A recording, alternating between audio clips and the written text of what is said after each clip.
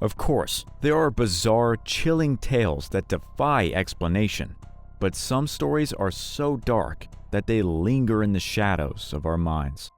This is the story of a father who tragically took the lives of his wife and 3 kids at their Yukon residence, the very people he had sworn to cherish and protect above all others. What could cause a man to commit such unimaginable acts? This is the story of the Yukon family massacres. The Candy family appeared like any other family in Yukon, Oklahoma. Jonathan Candy, 42, was known for his intelligence and drive. He worked part-time as a game night engineer at the Paycom Center for the Oklahoma City Thunder, the community's beloved professional basketball team. Jonathan had been married to Lindsay Candy, 39, for many years, and together they were raising 4 children, 18-year-old Dylan, 14-year-old Ethan, 12-year-old Lucas, and a 10-year-old boy whose name had been withheld due to his young age and the sensitive nature of this case. The Candy family was well known and well loved in their community. Friends described Lindsay as a type of person who would give you the shirt off her back. One in particular said, "She loved so hard, and she was so kind. She treated my son like her own." The Candy children also left a positive impression on those around them. They were known for being extremely friendly and always invited the neighboring children over to play. The 2 middle children, Ethan and Lucas, attended school in the Mustang School District. Ethan was a 9th grader at Mustang High School, while his younger brother Lucas was a 6th grade student at Medtab Brook Intermediate. Ethan was known to be the light of the room. He was a funny, goofy kid who was also really intelligent. Passionate about his baseball, his teammates say he was an exceptional team player and always looked out for everyone on the team. Lucas was also described as being a happy kid, always running around and playing with others. Their oldest brother, Dylan, had just graduated from high school in 2023 and was ready to begin his adult life. Dylan had begun attending Oklahoma Baptist University, where he played the first bass drum in the school's marching band. He was known for being passionate about music and drumming and had made friends easily with other band members. On the surface, the Candy family seemed to have a wonderful life and happy children. No one could have predicted the horror that was about to unfold.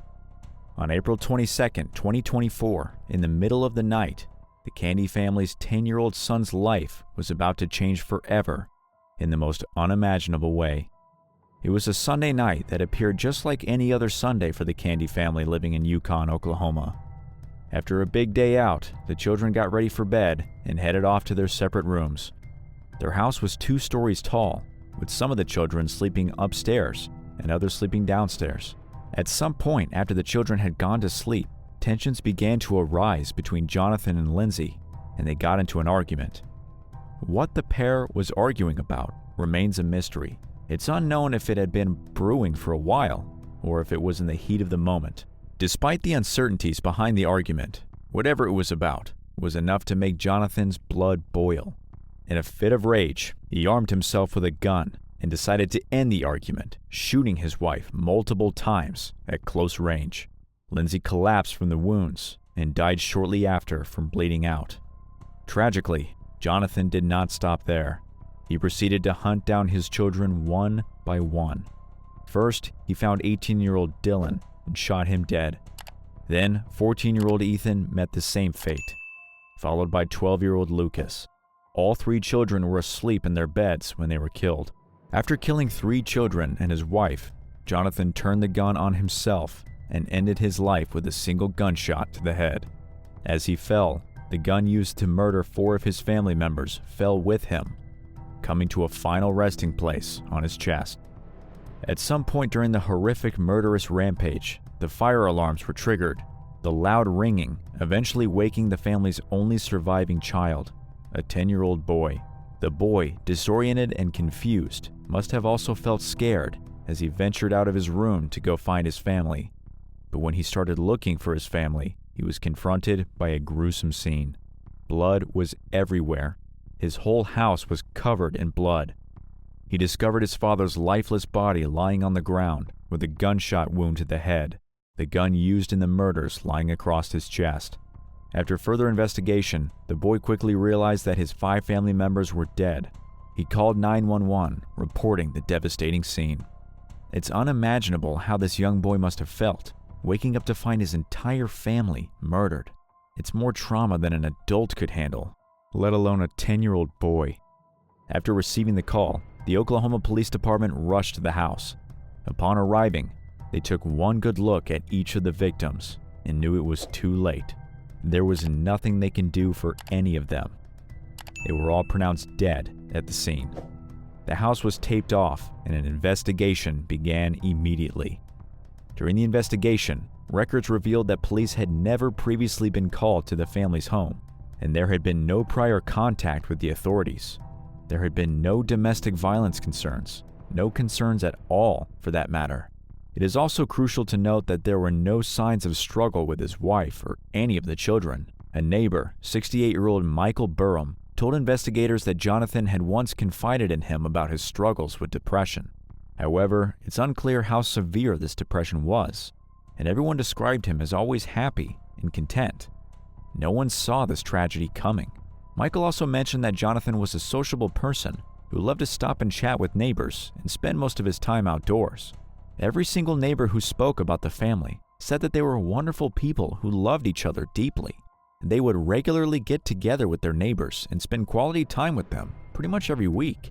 The Candy family was also described as having pure love and devotion for each other, making this case even more confusing for everyone involved. After the devastating loss of his entire family, the youngest sibling was taken in by relatives. Many of the community wanted to reach out and help the 10-year-old boy in any way they could. This eventually led to the launch of a GoFundMe page titled Help Lindsay Candy's Surviving Son. The page has currently reached $76,425 of its $100,000 goal. The funds are to go towards mental health, education, and whatever may pop up. How do you begin to console a 10-year-old who has been through so much? This 10-year-old boy has seen more trauma at such a young age than many would see in a lifetime. It's hard to grasp that every direction you look, this family was happy and thriving.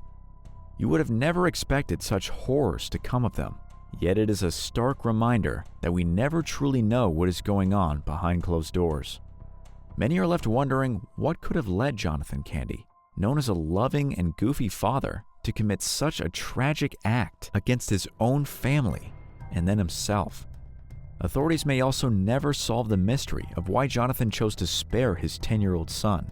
Unfortunately, with Jonathan committing suicide, answers to such questions we may never truly have. If you want more shocking and chilling cases like this one, remember to subscribe to the channel. Stay tuned, because we'll soon be diving into more episodes that are sure to stay with you long after. Until next time.